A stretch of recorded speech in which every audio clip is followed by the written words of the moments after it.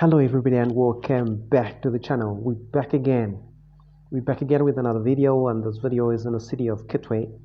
We're trying to look at the infrastructure development in the city of Kitwe because this is where the major mines are.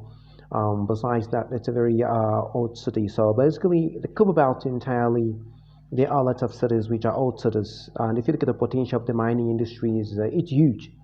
But unfortunately, it hasn't been exploited to its top of potential that could help the country to develop and even put up as much infrastructure as possible. So we're looking at Riverside basically, and there's Valley View Primary School.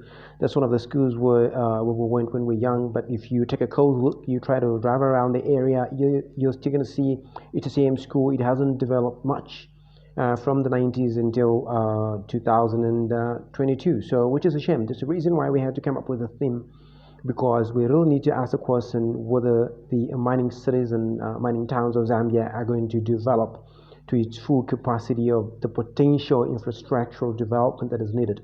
Look at some of the streets. The streets we used to walk through those streets in the 90s and the early 2000s, and the way gravel roads, and some of them are still gravel roads until today, which is so pathetic.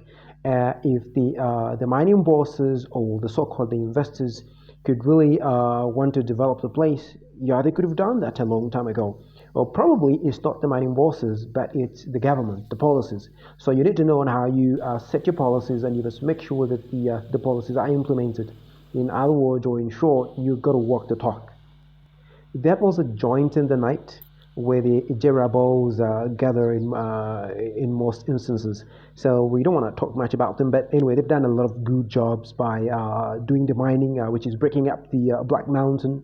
So the Jerabos have put in the investments and the efforts, and they've actually acquired a lot of wealth and money that has assisted in buying houses and buying the lifestyle that they lead, which is good because they're keeping the money in the country, unlike some unscrupulous investors that could just come into the country, tap the money and fly out without putting in much of the investments in the country that could assist in terms of infrastructural development. If you look at the freeway has been like that for a very long time. So having all those kind of infrastructure that was set and put by the counter regime, and before that by the colonial masters, which basically was a very good foundation and a very good set of infrastructure that was supposed to be revamped over the years. But you visit in the country and then you'll find the country is still as it was, except a few malls here and there. That's not so impressive. So let's up the government and the president that has announced that he's giving back the mountain to the Jerabos and the local cooperatives. Let's hope it's going to keep rolling like that, and he's going to keep walking the talk. Then that's impressive. So if you're watching for the first time, please give us a like and click the notification bell, and please consider subscribing, and thanks to those that have already subscribed.